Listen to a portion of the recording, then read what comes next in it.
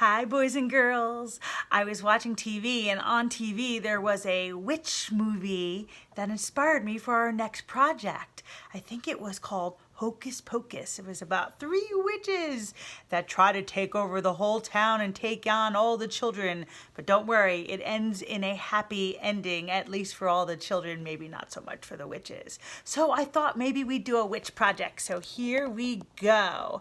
We are going to make a set of witch legs today. So for this project, this is what you're going to need. You're going to need a piece of paper. You're going to need, of course, a pencil. You might need some crayons and some markers. So let's get started on our drawing. Now, we learned all about different types of lines. So we are going to use some of those lines in our drawing.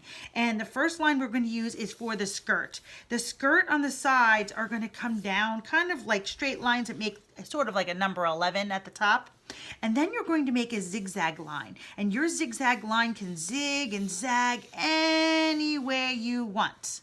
So there we go, nice rough zigzag line. Now for the legs. The legs of our witch are going to be skinny and long. So we're going to give another set of number 11s here. They don't have to be too skinny because we want to put some stockings on the inside of them. I'm going to put another leg here and another leg here. And then in those legs, I'm going to put some stripes. So I'm just going to draw some lines across that make stripes. So more skinny, straight lines that are just going to be parallel of each other, which means that they're going to line up and make many number 11s on the inside. So there are my legs. And now for those boots, those wonderful witch boots. I'm going to start with a line that is slightly wider than my leg because boots are usually a little wider than your feet anyway. And then I'm going to work on the front of my boot. It's going to go down like a letter J and curl back up again. I'm going to do the same thing on the other side. So my curls can face on the outside or they can face on the inside. They're your boots. You can do what you want with them. So now that I have the front curl, I'm now going to put the back part of my shoe. So both of those are going to go down almost to the bottom of the paper. They're going to go across because there's going to be a little heel. It's going to go up again to make that little heel, and then it's going to curl around until it meets the toe of your witch shoes. We're going to do the same thing to the other side. So we go across, and we go up, and then we curl around until we make a point over there on the other shoe. Don't worry if your shoes are a little skinny, a little fat, or they're a little uneven. It's all for the fun of this project. Maybe I'll put some stitches. Maybe her dress was kind of broken and falling apart. After all, she is a witch, so she might have some patches on her outfit, and that's okay. Maybe she's got a spider hanging down from her outfit, or two or three. You can make your spiders look any way you want. If you'd like to draw a spider, maybe it's a happy spider with big eyes. There we go, and we'll give him a little smile. He's a very happy spider. He gets to hang out with his friend the witch all day. So now that we've done our drawing, we're going to use our markers to outline our project, and we can use whatever colors we want for our project for this. Ooh, I want to put some little buttons here too. 1, 2, little X buttons there. There we go, some nice X buttons. So I'll start with that end because I've already started here. You can make your shoes whatever color you want. But right now, I am going to make my shoes outlined in black. So I'm taking my black marker and I'm just drawing around the edges. I can color it in later with anything I want. I can use colored pencils, I can use crayons. I'm going to use crayons for this because they are handy and I love using crayons. So there's my boots, and you know what? I'm going to make my spider black too, so we'll give him his little smile. Oh, he doesn't look like he's so happy anymore, but maybe he just found out that the witch does not win at the end of the movie. And that's okay. Oh, and here's our spider web. There we go. So I have my spider there. So let's put some legs in here. I think I'm going to make my stockings on my legs red, but you can make yours any color you want. On this one, I made my stockings purple with a purple outline you can see here. So you can choose what color you want your stockings to be. And I'm going to put my stripes back in. All my stripes from my long, wonderful witch legs. she's obviously a fun witch. She likes to wear fun clothing. So maybe she's a good witch, kind of like in The Wizard of Oz. They had good witches in there too. Maybe I'll even use this red for the patchwork up here. That would be kind of fun too. So I'll match them. All right, so now I'm going to add another color. So maybe her skirt is going to be blue or purple. I'm going to make mine blue. I made my last one red. This one will be blue.